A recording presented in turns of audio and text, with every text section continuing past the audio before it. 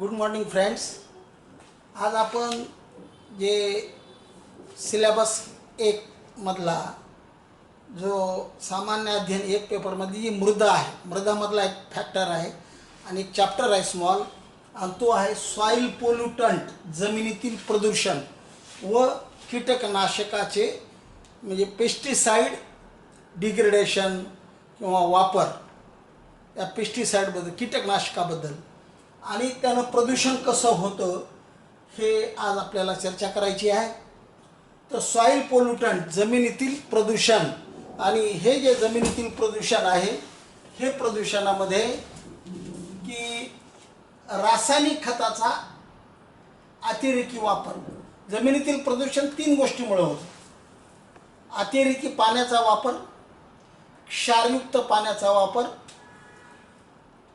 खताचे अतिरेकी व असंतुलित वापर आणि कीटकनाशक तणनाशकाचा वापर, पेस्टिसाइड्स, असे चार मेजर कारण आहेत। आणि सध्या सगळ्यात जास्त जमिनीतलं प्रदूषण सॉइल पोल्युशन, आणि ते आहे खताचा वापर। मग खताचा वापर गरजेचा नाही का? गरजेचा आहे, परंतु संतुलित वापर गरजेचा आहे। आणि म्हणून रासायनिक खताचा अतिरेकी व असंतुलित वापर, अतिरेकी म्हणजे गरजेशिवाय गरज नसतानाही वापर करणे, अतिरेकी वापर शेतकरी करतात, व असंतुलित म्हणजे माती परीक्षण करायचं नाही, पिकाला किती लागतं याचा विचार नाही करायचा, आणि जमिनीत किती शिल्लक आहे याचा विचार नाही करायचा, आणि सरळ सरळ एकरी 2 पोते एकरी 5 पोते असे खत द्यायचं, आणि त्यानं जमिनीतील प्रदूषण वाढलं। आज जे तुम्हाला एखाद्या वेळेस परीक्षेत असं विचारतात, बँकेच्या ॲग्रिकल्चरच्या परीक्षेत आलं, तृणधान्य पिकात इन सिरियल्स रासायनिक खताचा वापर कसा आहे, NPK, आणि एक गृहीत धरलं तर 100-50-50 असा मक्याचा डोस आहे, गव्हाचा डोस आहे, भाताचा पण डोस आहे। मग 100-50-50चा प्रपोर्शन कसं येईल परीक्षेत तुम्हाला विचारलं तर 2:1:1, 2:1:1, म्हणजे 2 पट नत्र, 1 पट स्फुरद आणि 1 पट पादश असा त्याचा वापर आहे।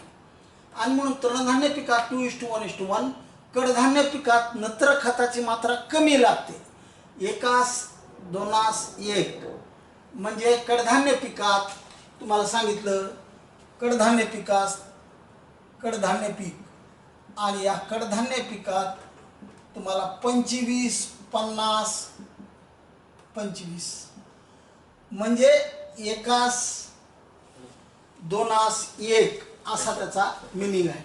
आणि तेलबिया पिकास सुपर फॉस्फेट जास्त लागतं, 1:4:1, म्हणजे कडधान्य पिकामध्ये नत्र कमी लागतं, स्फुरद जास्त लागतं, कारण स्फुरदामधून गंधक मिळत असतं आणि म्हणून स्फुरद जास्त असतं।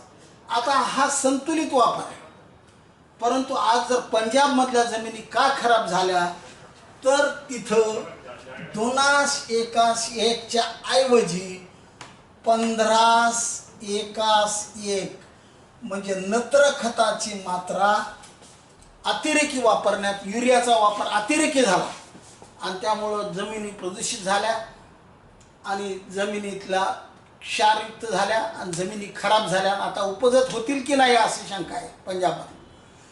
महाराष्ट्रात सुद्धा काही फार फरक नाही, महाराष्ट्रात 8:1:1 म्हणजे युरिया स्वस्त आहे म्हणून नत्र खताची मात्रा मोठ्या प्रमाणात वापरल्या जाते, युरिया मोठ्या प्रमाणात वापरला जातो, आणि त्यामुळे जमिनीचं प्रदूषण वाहतं। म्हणजे उद्या जर सहज परीक्षेत आलं, ह्या गोष्टी एवढ्या समजायला पाहिजेत, सहज परीक्षेत आलं की जमिनीचे प्रदूषण खतामुळे होते, कारण नंबर 1 खताचा असंतुलित वापर, खताचा अतिरेकी वापर, म्हणजे खताचा गरजेनुसार वापर, म्हणजे गरजेनुसार वापर करतो का नाही, संतुलित वापर करतो का नाही, म्हणजे गरज किती हे पाहत नाही, माती परीक्षण करत नाही, आणि म्हणून खताचा अतिरेकी वापर किंवा असंतुलित वापर यामुळे जमिनीचे प्रदूषण मोठ्या प्रमाणात झालेले आहे। मग हे प्रदूषण झाले म्हणून काय झालं, अन्नद्रव्याची उपलब्धता कमी झाली. जिथं नत्र वाढलं तिथं स्फूर्द कमी मिळतं. जिथं नत्र जमिनीतलं वाढलं तिथं स्फुरदाची उपलब्धता कमी होते.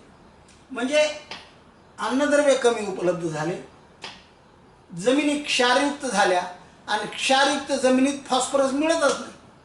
चोपण जमीन झाली की फॉस्फरस कमी मिळतो. आज आपल्या जमिनीत 100 किलो फॉस्फरस टाकला मराठवाड्याच्या जमिनीत भारीच्या, तर पिकाला 20 ते 25 किलोच मिळतो. म्हणजे 75% पहिले 10-20% लिचिंग होतं पाण्यामुळं.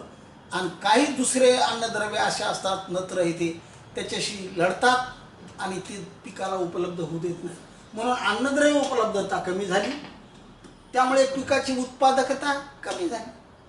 मग आज लोक म्हणतात आम्ही खतं एवढाले टाकतो पण आम्हाला तेवढं अपेक्षेप्रमाणे उत्पन्न मिळत नाही आणि त्यामुळे खर्च अतिरिक्त वाढतो आणि त्याचा दरही मिळत नाही आणि उत्पादन कमी होते आणि शेती परवडत नाही, असा सूर तयार होतो. म्हणून उत्पादकता कमी झाली, सुपीकता कमी झाली. सुपीकता म्हणजे काय? जमिनीची उपजत क्षमता, प्रोडक्टिव्हिटी आणि फर्टिलिटी. फर्टिलिटी आणि प्रोडक्टिव्हिटी. बघा, जमिनीत अन्नद्रव्य आहेत पण पिकाला मिळत नाहीत, गुप्तधनासारखी, काय उपयोग? आणि म्हणून जमिनीची फर्टिलिटी, सुपीकता आहे पण उत्पादकता नाही. म्हणजे जमिनीत खत टाकताय तुम्ही, अन्नद्रव्य टाकताय पण पिकाला मिळत नाहीत, कारण जमीन आजारी झाली. आणि आजारी माणसाला आपल्याला माहिती आहे, आजारी माणसाला समोर काजू किसमिस जरी ठेवले तो तोंड एडावाटा करतो, नको नको नको मला पाहिजे नाही, कारण त्याला ते खावंसं वाटत नाही. आणि म्हणून जमीन जर आजारी झाली, सॉईल हेल्थ जर डिस्टर्ब झाली तर तुम्हाला उत्पादकता मिळत नाही, सुपीकता कमी होते, जमिनी क्षारयुक्त चोपण झाल्या. सतत युरियाचा वापर केला त्यामुळे जमिनी कशा झाल्या? चोपण झाल्या, क्षारयुक्त झाल्या. आज सगळ्यात मोठा काय प्रॉब्लेम झाला असेल तर जमिनी क्षारयुक्त झाल्या. सगळ्या पाणी देण्यामुळे झाल्या आणि अतिरेकी युरिया खताचा वापर झाला.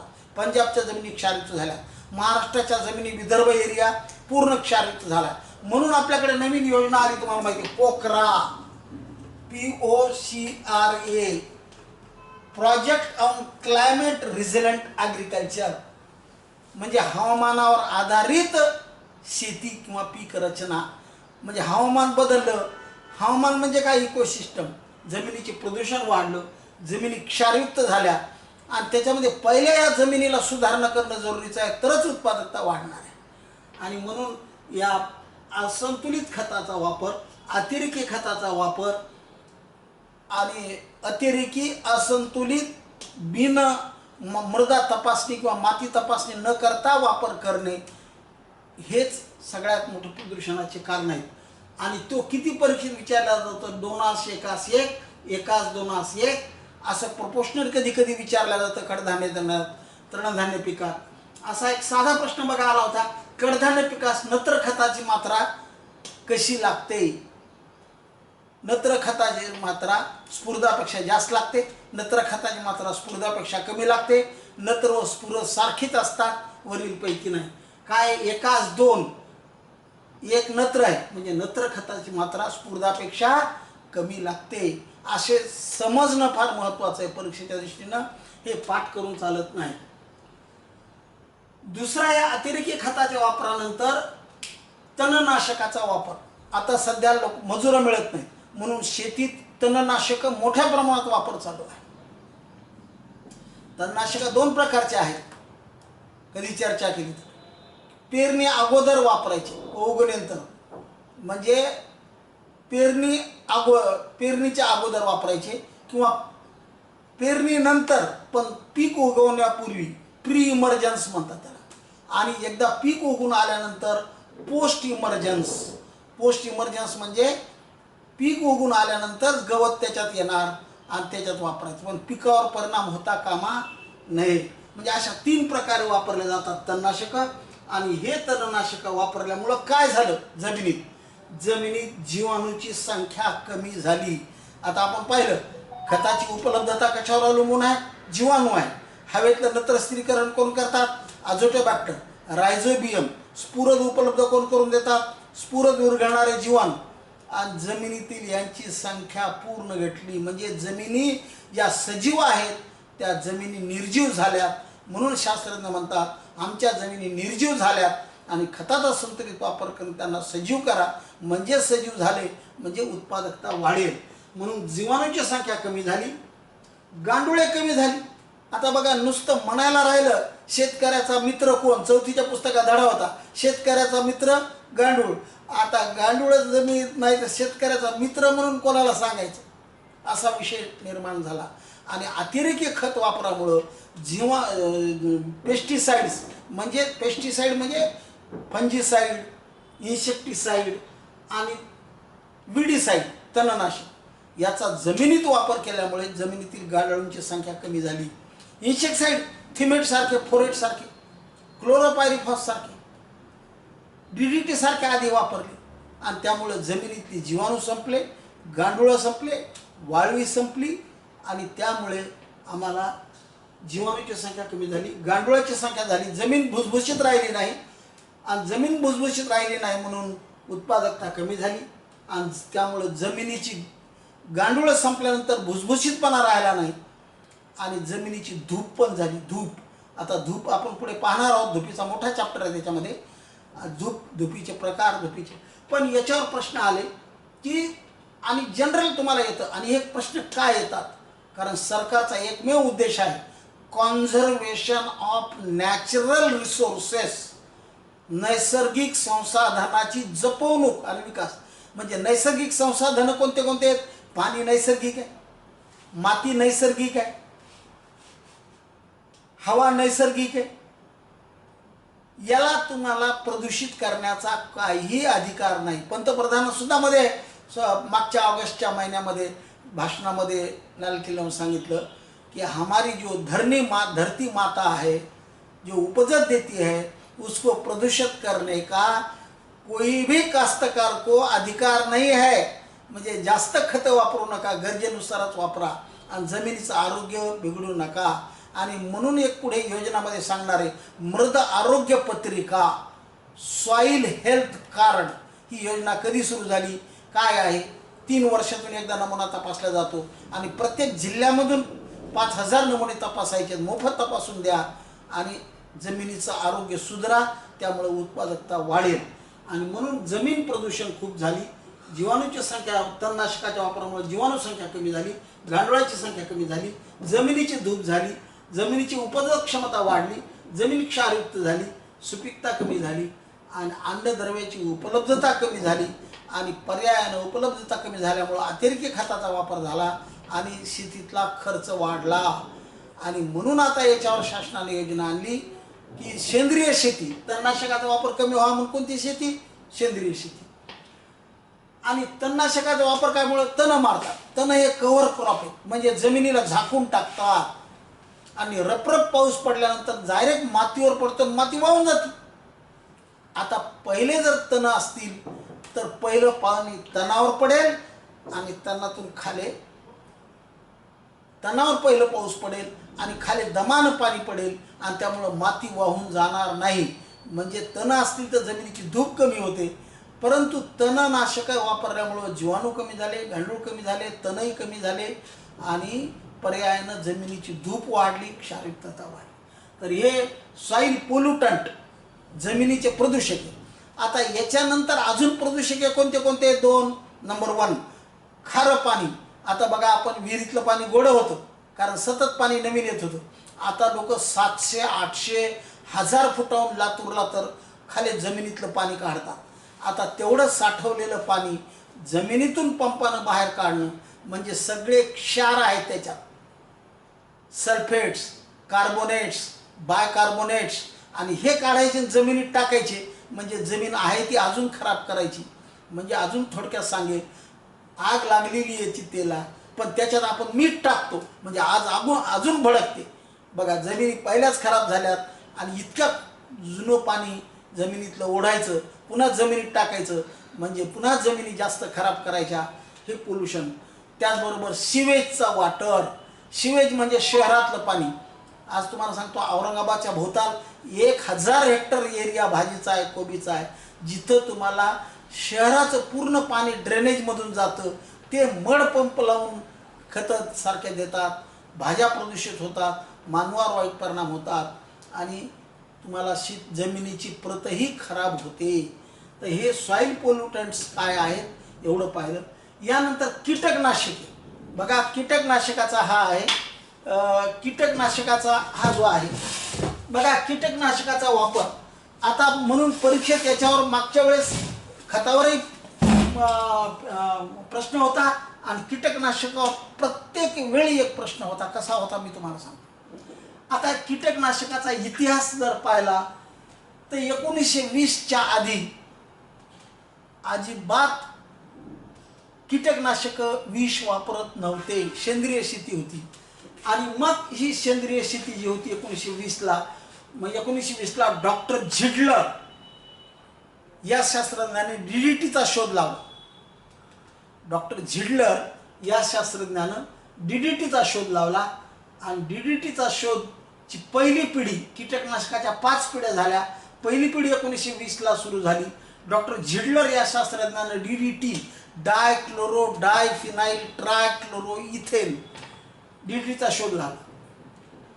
मागच्या परीक्षेत एक प्रश्न असा होता की DDT वापरण्यामध्ये मुख्य अडचण काय होती, आणि DDT वापरण्यामध्ये सगळ्यात मुख्य अडचण याचे विघटन होत नाही. विघटन म्हणजे काय? बायोडिग्रेडेशन. त्याचं विघटन कमी पावर, कमी पावर, कमी पावर, 0 पावर, त्याचा विषारी अंश राहणार नाही. पण DDTचं असं आहे की तुम्हाला बायोमॅग्निफिकेशन होतं. बायोमॅग्निफिकेशन आणि बायोडिग्रेडेशन असा शब्द वापरला जातो. आणि बायोडिग्रेडेशन म्हणजे विघटन आणि बायोमॅग्निफिकेशन म्हणजे बघा हे DDT आहे.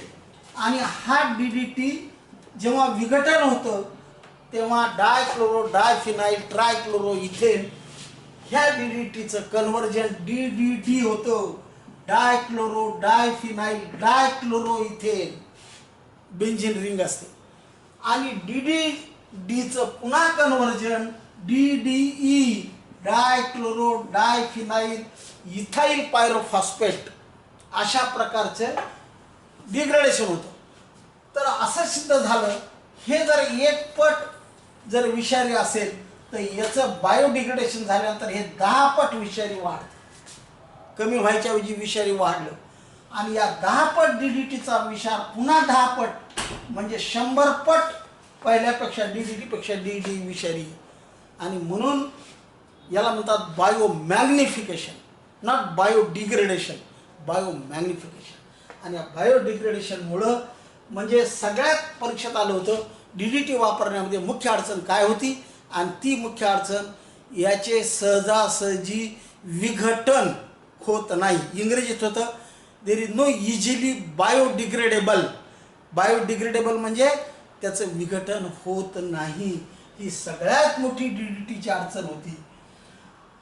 आणि DDT पुन्हा हे DDT नुसतं रसायन म्हणून बाजारात आलं आणि 1939 ते 40च्या दरम्यान दुसरे महायुद्ध आणि दुसऱ्या महायुद्धात सैनिक मरत होते, सगळे वास येत होता, पटकी कॉलरासारखे आजार पसरले. आणि म्हणून आपला जो काय रसायन आहे आणि म्हणून डॉक्टर पॉल मुलर, हे नाव लक्षात ठेवा परीक्षेच्या दृष्टीनं अतिशय महत्त्वाचे आहे. डॉक्टर पॉल मुलर या शास्त्रज्ञानं DDTचे कीटकनाशक गुणधर्म आहेत असा शोध लावला. Insecticidal property is discovered by doctor Paul Muller, की हे किडे मारू शकतो. आणि मग तुम्हाला माहीत आहे काही लहानपणी आमच्या DDT, गोठ्यात DDT, रस्त्यावर DDT, घरामध्ये डास वाढले DDT, आणि DDTचा वापर वाढला परंतु त्याचं विघटन होत नाही. आणि त्याच दरम्यान डॉक्टर पॉल मुलरनं शोध लावल्यानंतर दुसरा एक महत्त्वाचा पुढे मार्केटमध्ये आला आणि ते आहे DDT हा कॅन्सर सारखे आजार करतो. म्हणजे DDT जमिनीत भुकटी टाकली, DDT फवारलं पिकावर, DDT हुमणी भुंग्यासाठी जमिनीत वापर केलं, जमिनी प्रदूषित होतात. आणि ते मुळावाट DDT ओढल्या जातं, अन्नामध्ये येतं, माणसाच्या शरीरात जातं आणि माणसाच्या शरीरात जाऊन ते छोटे छोटे कण आपल्या फुफ्फुसात किंवा कोण्या ठिकाणी जिथं आपला मॉन्सल भाग आहे, मस्क्युलर रिजन आहे, अशा ठिकाणी साचतो आणि तिथल्या पेशी डिस्टर्ब होतात. त्याला आपण म्हणतो कॅन्सर. कॅन्सर हे दुसरं तिसरं काय म्हणून abnormal development of cell or tissue is called cancer. त्याला कॅन्सर हा शब्द वापरतो. आणि असे कॅन्सर या DDTनं होतात. हे जेव्हा शोध लागला तेव्हा अमेरिकन एका लेडीजनं एक पुस्तक लिहिलं आणि त्याचं नाव आहे सायलेंट स्प्रिंग. हे याच्या पुढचा राहिलेला आपण भाग पुढे पाहू.